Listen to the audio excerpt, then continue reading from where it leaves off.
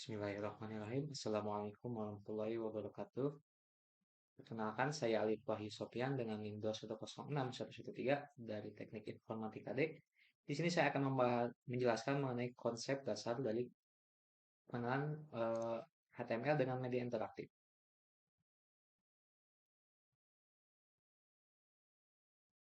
Untuk kelompok kami terdiri dari 6 orang. Yang pertama, saya sendiri, lalu ada Rian Ardiansah, ada Wawan Hermawan, ada Rapiah, ada Rival, dan ada Dian Rumdan. Tujuan. Tujuan kita yaitu membangun dasar pengetahuan HTML sambil bermain dengan media interaktif. HTML sendiri ialah bahasa standar pemrograman yang digunakan untuk membuat halaman website yang diakses melalui internet. Singkatan dari Hypertext Markup Language atau bahasa markup. Ini adalah logo HTML. Lalu pengertian dari HTML ialah bahasa markup dasar untuk membangun halaman web. HTML disusun berdasarkan kode dan simbol tertentu yang dimasukkan dalam sebuah file atau dokumen, sehingga bisa ditampilkan pada layar komputer dan bisa dipahami oleh para pengguna internet. Memahami setiap kata yang terkandung, hypertext sendiri dimaksudkan sebagai metode yang digunakan untuk berpindah halaman web ke halaman lain, usai mengklik tulisan atau simbol yang muncul di halaman website. Lalu istilah markup diartikan sebagai suatu hal yang dilakukan tag HTML terhadap teks di dalamnya.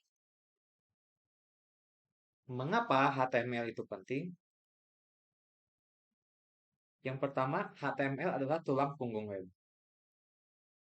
HTML tetap menjadi fondasi utama sebuah website meski Anda menggunakan berbagai macam bahasa pemrograman di dalam.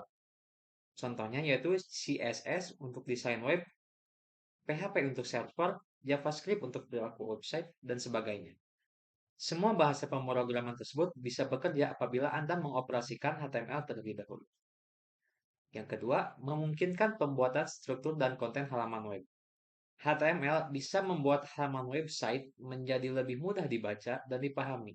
Pengguna pun bisa mengunjungi website dengan nyaman apabila Anda menyusun kode HTML secara tepat.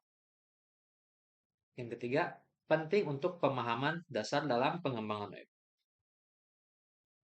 Cakupan yang akan kita bahas yang pertama ada tag-tag dasar pada HTML.